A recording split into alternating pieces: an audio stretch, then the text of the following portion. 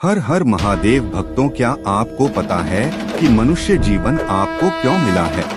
तो आपको भी नहीं पता है तो चलिए आज हम आपको बताते हैं। अगर आप हमारे चैनल गुरु ज्ञान पर पहली बार आए हैं तो चैनल को सब्सक्राइब करें और कमेंट में हर हर महादेव जरूर लिखें। तो चलिए आज हम बताते हैं। जीवन एक सफर है जन्म और मृत्यु के बीच का।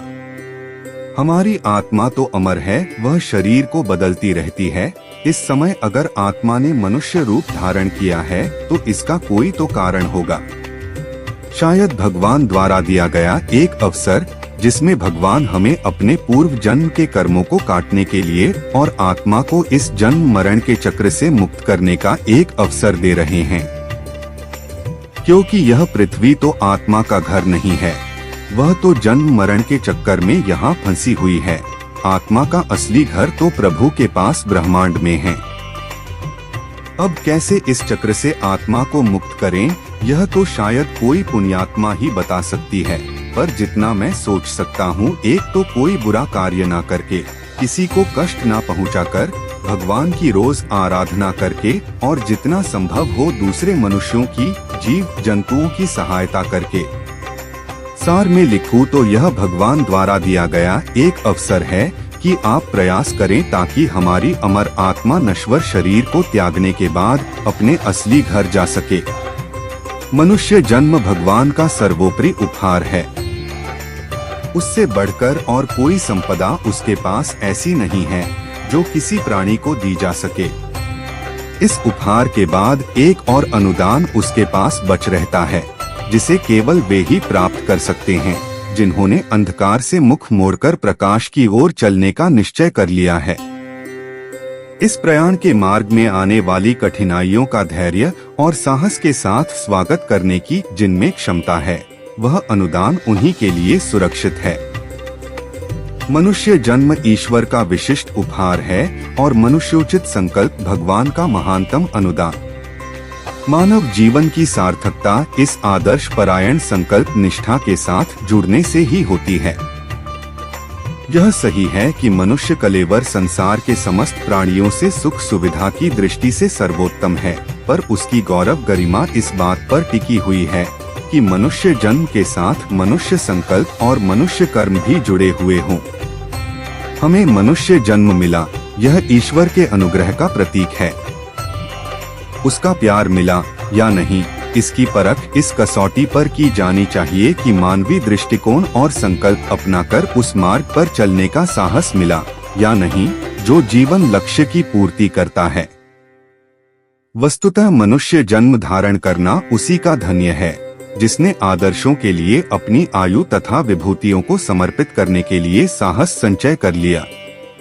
ऐसे मनुष्यों को ईश्वर का उपहार ही नहीं वरन प्यार एवं अनुदान मिला समझा जाना चाहिए। जो कुछ भी हम मनुष्य योनि में कर्म करते हैं, उनमें से बहुत से कर्मों का फल या परिणाम तो हमें साथ के साथ ही मिल जाता है या इसी जीवन काल में मिल जाता है, लेकिन कुछ कर्मों का फल हमें सुख, देवता योनि और दुहक, त्रयंच या मनुष्य योनि से निचले प्राणियों की योनि रूपी योनियों के रूप में मिलता है। और इन कर्मफलों से बचे हुए कर्मफल जीव के भाग्य के रूप में अगली मनुष्य योनि में प्रस्तुत होते हैं। इसके भाग्य के फलस्वरूप जीव को मनुष्य योनि में एक विशेष परिवेश मिलता है, जिसमें उसका परिवार, माता पिता, शत्रु मित्र, समाज, देश आदि शामिल है। और मनुष्य के जीवन में प्रस्तुत होने वाली कठिन व अनुकूल परिस्थितियां भी उसके भाग्य के अनुसार ही उपस्थित होती हैं। साधारणतः सम और विषम परिस्थितियों को मनुष्य जिस प्रकार झेलता है, उससे जीव एक ओर तो पिछले कर्मफलों को भोगकर समाप्त करता है, दूसरी ओर अपने द्वारा की गई क्रियाओं से नए अच्छे और बुरे कर्मफल जोड़ता चला जाता है। इस प्रकार जीव उपरोक्त प्रणाली के अनुसार योनियों के चक्र में युग युगांतरों में तब तक घूमता रहता है जब तक उसे परमेश्वर मोक्ष देकर अपने स्वरूप में पावन नहीं कर लेते।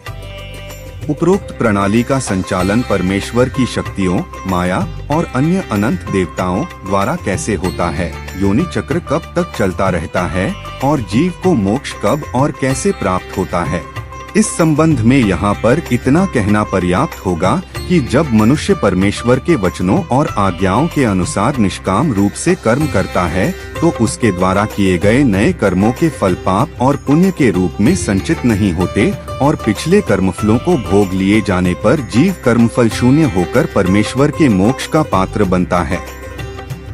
मोक्ष प्राप्ति की बात करना जितना आसान है, अमल उतना ही कठिन है। कोई विरला ही कर पाता है। परंतु एक बात तय है कि मोक्ष का मार्ग मनुष्य योनि से ही होकर गुजरता है, क्योंकि जैसा कि ऊपर कहा गया है, मनुष्य योनि ही है जिसमें कर्मों के फल के रूप में पाप फल दुहक और पुण्य फल दुहक प्राप्त होते हैं, और यदि निष्काम कर्म हो तो वे पाप पुण्य शून्य होते हैं।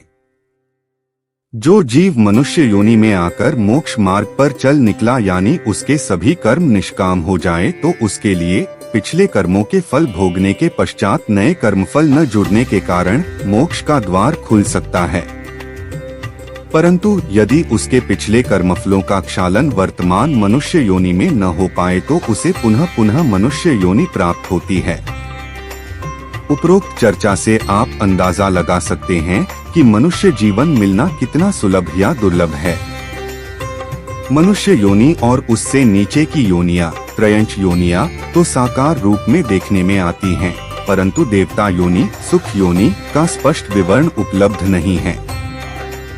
संभव है कि देवता योनि विभिन्न स्तर के सुख साधन संपन्न मनुष्यों के रूप में ही